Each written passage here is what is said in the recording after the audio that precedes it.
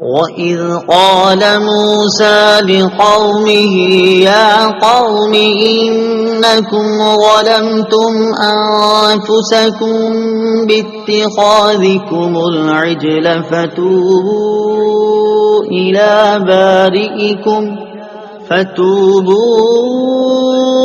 إِلَى بَارِئِكُمْ فَاقْتُلُوا أَنفُسَكُمْ ذَلِكُمْ خَيْرٌ لَكُمْ عِندَ بَارِئِكُمْ فَتَابَ عَلَيْكُمْ إِنَّهُ هُوَ التَّوَّابُ الرَّحِيمُ۔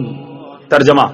اور یاد کرو جب موسیٰ نے اپنی قوم سے کہا، اے میری قوم، تم نے بچڑے کو معبود بنا کر اپنی جانوں پر ظلم کیا، لہٰذا اب اپنے پیدا کرنے والے کی بارگاہ میں توبہ کرو، یوں کہ تم اپنے لوگوں کو قتل کرو، یہ تمہارے پیدا کرنے والے کے نزدیک تمہارے لیے بہتر ہے، تو اس نے تمہاری توبہ قبول کی، بے شک وہی بہت توبہ قبول کرنے والا مہربان ہے۔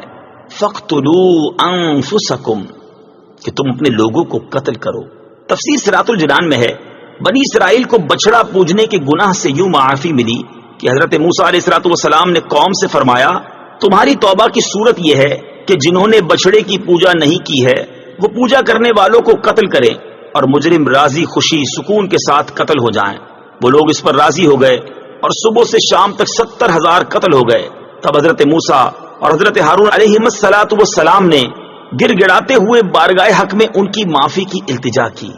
اس پر وحی آئی کہ جو قتل ہو چکے وہ شہید ہوئے اور باقی بخش دیے گئے، قاتل و مقتول سب جنتی ہیں۔ بنی اسرائیل پر اللہ تعالیٰ کا فضل۔ بچڑا بنا کر پوجنے میں بنی اسرائیل کے کئی جرم تھے۔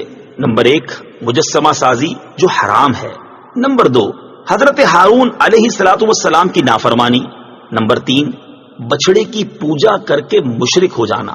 یہ ظلم آل فرعون کے مظالم سے بھی زیادہ شدید ہیں، کیونکہ یہ افعال ان سے بعد ایمان سرزد ہوئے، اس وجہ سے وہ مستحق تو اس کے تھے کہ عذاب الہی انہیں مہلت نہ دے اور فی الفور ہلاک کر کے کفر پر ان کا خاتمہ کر دے، لیکن حضرت موسیٰ اور حضرت ہارون علیہ السلام کے طفیل انہیں توبہ کا موقع دیا گیا۔